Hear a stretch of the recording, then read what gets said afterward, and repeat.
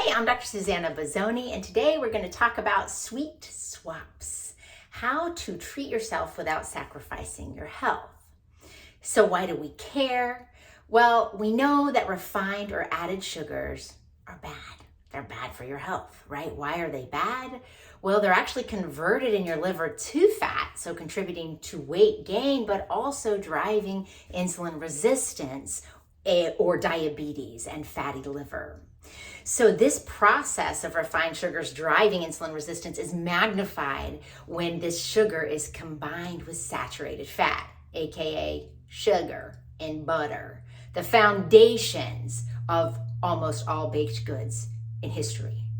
So what do we want to do? We want to redirect that disease-causing process, knowing that it's not just weight gain, it's not just diabetes, it also drives high blood pressure, chronic inflammation leading to atherosclerosis and heart disease. All kinds of reasons to find replacements for these are top killers.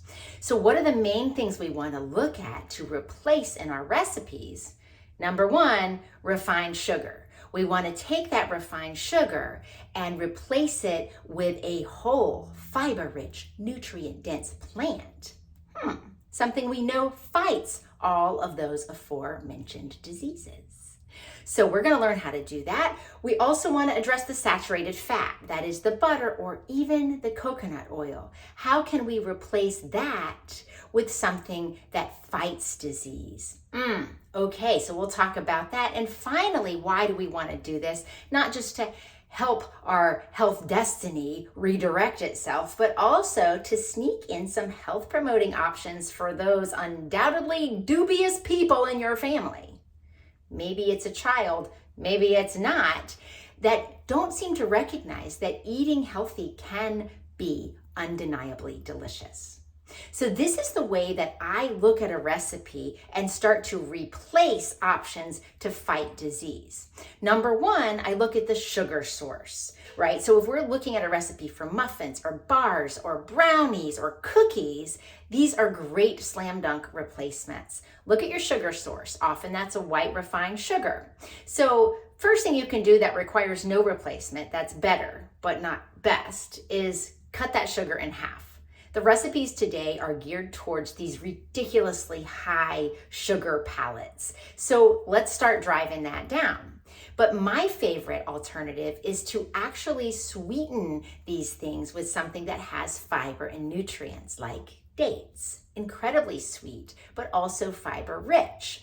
So you might cut that in half and then take whole dates, soak them, and then blend them in a food processor on high and use that for some delicious, chewy sweetness in your food. Now, if you don't like the quality of that, then just use date syrup. That would be a good alternative. So secondly, we want to look at the fat source. Often this is butter, but sometimes it's coconut oil. Coconut oil is not a health food. It is still extremely high in saturated fat. So a better replacement would be something like olive oil or avocado oil. So that's more unsaturated fat. But you're missing a great opportunity to actually fight disease and boost your nutrients. So my favorite switch for a fat source for these baked goods is something like applesauce, right? Or canned pumpkin. So a lot more nutrients there, far lower calorie, but works to make deliciously moist baked goods as well. Another option is you could use something like avocado. If you've ever had avocado brownie, those are delicious, right? Somewhat more costly. Or you can even use your favorite nut butter often. So thirdly, what do I do is I look at the flour source. Often this is a white all-purpose bleached flour. So my favorite switch for this is something like oats. I always have oats available because we use them all the time in everything.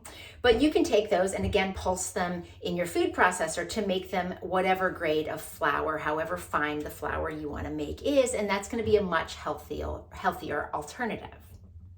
So finally, I look at the binder that they use, and that's often an egg.